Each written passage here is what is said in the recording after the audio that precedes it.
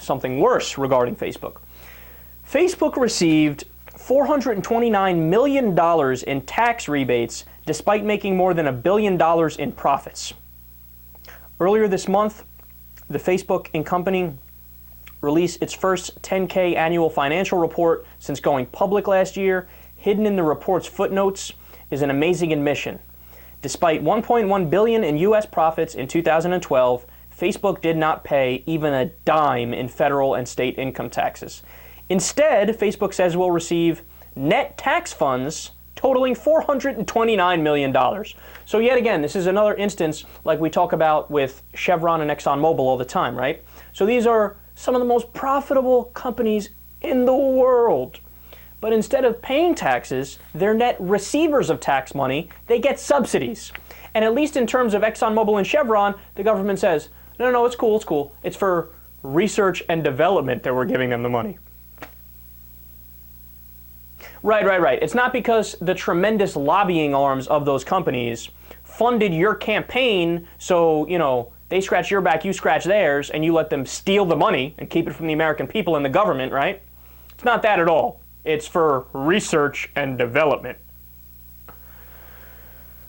So Facebook's income tax refunds stem from the company's use of a single tax break, the tax deductibility of executive stock options. Between 2008 and 2011, 26 major corporations were able to pay no federal corporate income tax despite making a combined $205 billion in profits, according to a new report from Citizens for Tax Justice. So I want you guys to really understand this in its full context, right? Because it's one thing for me to give you the specifics on this particular instance where Facebook is not only not paying taxes, getting subsidies, right?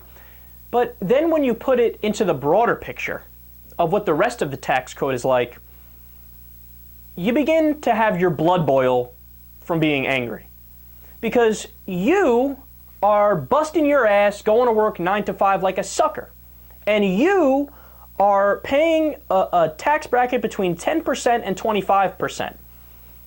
You don't make that much money, right? I mean, you make enough money to maybe make the mortgage or make the rent and put food on the table and have some stuff for your kids, etc., right? But, you're squeezing by. Most people in America are, right? But your ass is paying your taxes. The tremendous, profitable, giant Facebook, not only are they not paying taxes, they're getting paid. We have a two-tiered tax system in this country, just like we have a two-tier justice system. So notice, when Mitt Romney decides, I'm going to have a Swiss bank account, I'm going to have a Bermuda bank account, I'm going to stash some money in the Cayman Islands, right? When he does that, he's using a tax haven. When you do that, when you try to find ways to not pay as much taxes, you're doing tax evasion and your ass gets thrown in jail. Same thing with corporations. When they go overseas and make a little account here, there, right, in tropical islands, yada, yada, they're just using a tax haven. But when you try to hide your taxes, tax evasion, throw them in jail.